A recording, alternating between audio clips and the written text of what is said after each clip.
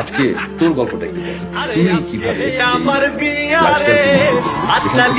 তুই এই ইসলামের পথে অ্যাজ এ প্র্যাকটিসিং মুসলিমের কেমনেবিলিটি? এই জার্নিটা আসলে সিরিজ অফ ইভেন্টস। কোনো এক বিকালে আমার একজন কাজিন তার সাথে বসে গল্প করতেছে। আউট অফ নোওয়্যার সে বলে যে তামিম, আমি কোরআনের অর্থটা পড়লাম, it's very surprising and very awakening, তুমি কোরআনের অর্থটা পড়ো।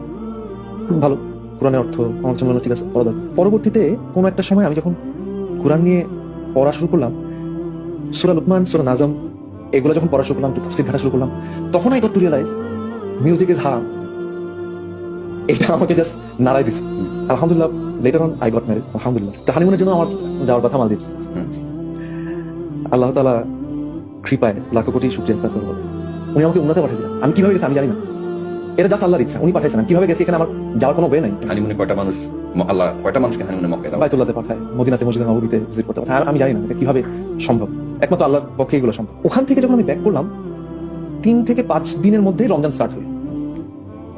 এবং রমজান মাসটা যে আসলে কতটা ইম্পর্টেন্ট এবং এই সময়টা যে আসলে বরকতময় একটা মাস, যে মাসে কোরআন নাজিল হয়েছে। ইউ সি, উমরা থেকে আসলাম, আমি চিন্তা করতেছি, ভাবতেছি, I started getting the sweetness of Quran. কিভাবে? বাদ ফজর, কোরআন ট্রেনিং সেশন, তারপরে তারাবির সালাত, সেন্ট্রাল মসজিদে আমাদের নিকুটি যেছে কিয়ামুল লাইল হয়, ওখানে যেতাম খালু সহ, বাবা সহ। ওখানে তো লম্বা নামাজ রিসাইটেশন চলতেছে।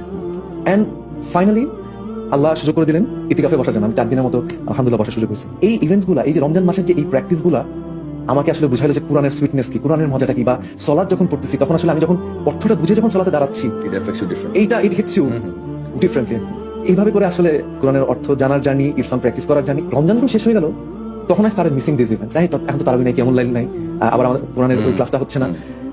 আপনি কি জানেন, আমি ঢাকায় ওভার ফোনে আমাদের আলোচনা শুরু হলো যে আমাদের যে লাইফস্টাইল, এটার ভিতরে আসলে ইসলামকে কিভাবে ইনকর্পোরেট করা যায়। আপনার সাথে কথা হচ্ছে, আরো অনেকের সাথে কথা হচ্ছে, আলেমদের সাথে সহবত করার চেষ্টা, আমাদের সাথে যোগাযোগ, সবকিছু মিলায় কিন্তু মানে it's a series of events. মানে একদিনে কেউ তাল গাছে ওঠে না, রাইট?